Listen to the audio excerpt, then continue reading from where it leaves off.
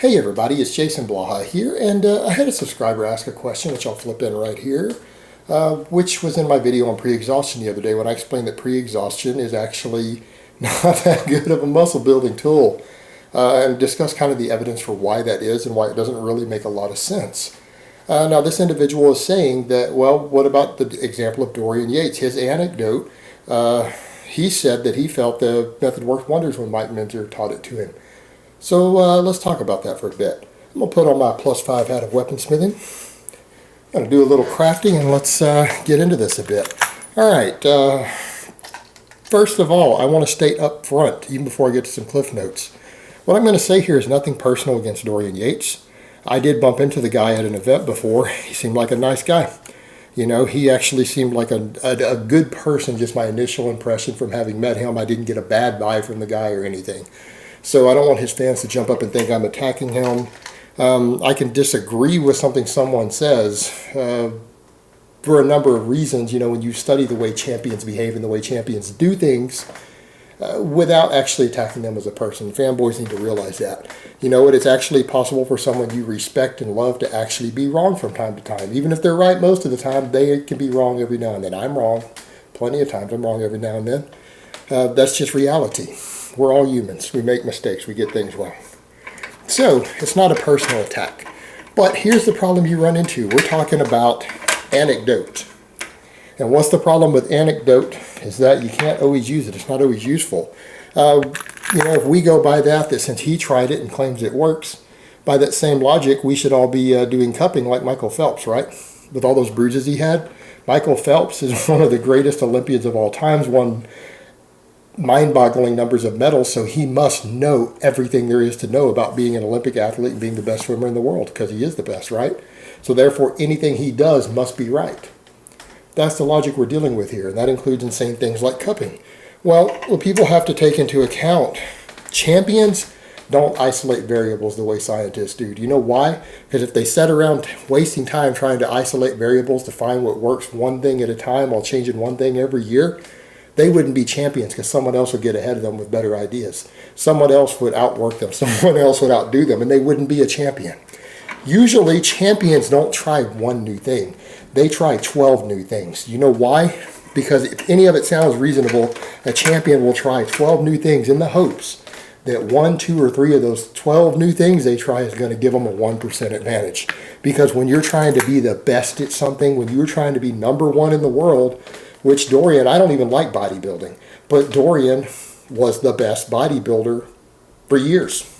He was ranked #1. He was the best. He was the biggest. He was insanely ripped, massive, and shredded. All right, no one can deny that. I can't deny that. You can't deny that. Even if you hate bodybuilding, we can't deny he was the best at it. But he didn't just try 1 or 2 new things. Like Michael Phelps, he tried a lot of new things. Anything to get an advantage. Do you know why? Because that's what every single champion does in the world in everything. That's something they all have in common. A champion will do or try anything to win. Anything that sounds in their head that they look at and say, that might give me an edge, they're going to do it. Michael Phelps does that. Mike Tyson did that. And you can be damn sure Dorian Yates did that. So when someone came to him and said, try this, he probably tried that with a dozen new things. He can't isolate which one worked because he tried everything. And if something didn't seem to work, he'd try to cut it out. And if it seemed to be part of a winning combination, he'd keep it in. Because that's what a champion does, right? That's what all champions do. So when Dorian did that, think about his drug stacks and everything too, though. How do we know Dorian didn't just go on a new drug that he hadn't tried before on top of all that? How do we know he didn't increase his carbs more in his diet while doing that? You know, there's a lot of factors there. Look at his drug stacks. They were pretty advanced for his era. Nobody was doing what he was doing, particularly the amount of growth hormone he admitted he ran. Look at the interview he did over a decade ago with Muscular Development. He gave his off-season drug stack. If I recall, it was around, what was it, like around 2.2 grams per week of combined testosterone, nandrolone, and anavar. All pretty solid mass builders, particularly in combination. Anavar just kind of being icing on the cake. However, he also admitted he ran 8 units of pharmaceutical grade growth hormone with it. Now stop and think about that by today's world of what, not Chinese generics, not even used tropin. What does pharmaceutical grade growth hormone cost today? Any of you who've ever seen it, I don't mean those cheap $100, $200 Chinese kits. I'm talking the $500, $600 kits. Best price you're going to find it for 72 units. That's not even 10 days worth. All right, that's today's prices. He had access to legitimate pharmaceutical grade growth hormone. 8 units is a lot. All right, guys, by today's prices, you're talking upwards of $2,000+ every single month. Think about that, of just the growth hormone. But of course, prices were different back then, and he had good connections. Combine that with a very strong combination of, again, over 2 grams of pharmaceutical grade anabolic steroids. This is what he admitted to using. And this is assuming he's telling the truth. Bodybuilders lie about this stuff all the time. I'll take his word for it. I'm going to assume he was being honest. I'll assume that. I'll give him the benefit of the doubt there. With that all being pharmaceutical grade gear, that's a hell of a lot of gear. All right, that is a lot of gear to be experimenting with. When you're putting that many drugs into your body, the rules of training change. Things that actually you can get massive without even training. Let's be fair. Any scientific study on that would show that combination would make most men into monsters without even touching a weight. Now you throw weight training into the mix, you know, and good genetics, and you got a whole different combination. Now Dorian always claimed he didn't have great genetics, but look at him as a teenager. That's bullshit. I'm going to call him out on that lie, because that is a bold-faced lie, that he had bad genetics for bodybuilding. No, Dorian, we saw photos of you as a teen. I don't think so. Definitely cream of the crop there. Again, all the drugs and training hard, combining the fact that any method that he used that induced a significant amount of metabolic fatigue with the amount of drugs he used was going to put a huge amount of size on him. It's unavoidable. So to step back and try to isolate one variable as if that somehow changed something, no, it doesn't work that way. It never works that way. It's just like with any other champion. They try a bunch of new things, and if something works, they keep everything in that combination that seemed to work. And they assume that those things help. So he can't just step back and make that assessment. And what we do, and that's where science comes in. Science looks at those variables and steps back and says, okay, let's analyze this. And I'm sorry, guys, but pre-exhaustion is not going to hold up under scientific scrutiny. It's just not as good as traditional training styles. It just doesn't hold up. And, you know, a lot of people would argue that even Dorian's other training methods don't hold up as good for drug-free lifters when you put them in there. But you know what? That doesn't matter, because Dorian wasn't a drug-free lifter. It's largely irrelevant, isn't it? So there's the issue we run into. This is a guy genetically blessed, using pretty heavy amounts of pharmaceutical-grade gear. Now, a lot of guys would argue, well, other guys are using more than that. Well, are they really, though? Maybe. Maybe their stuff is half dosed. Maybe it's third dosed. You don't know. If they're using underground lab stuff, Dorian was getting the legitimate, real deal pharmaceutical grade. He said that in an interview I heard before. That all his stuff was from a pharmacy. So we know it was 100% legit. Well, that's a lot of drugs to be on. And to step back and say, hey, that one variable, the pre-exhaustion, must work, when you look at it scientifically, it really doesn't work that well, then you can't really step back and say that one variable did it.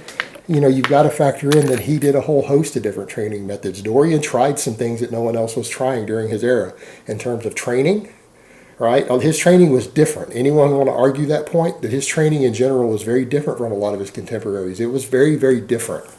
He tried new things. And his drug stack was very aggressive compared to his contemporaries. But factor in, the guys are bigger today than he was. Why? They're on more drugs. Pretty easy to figure out.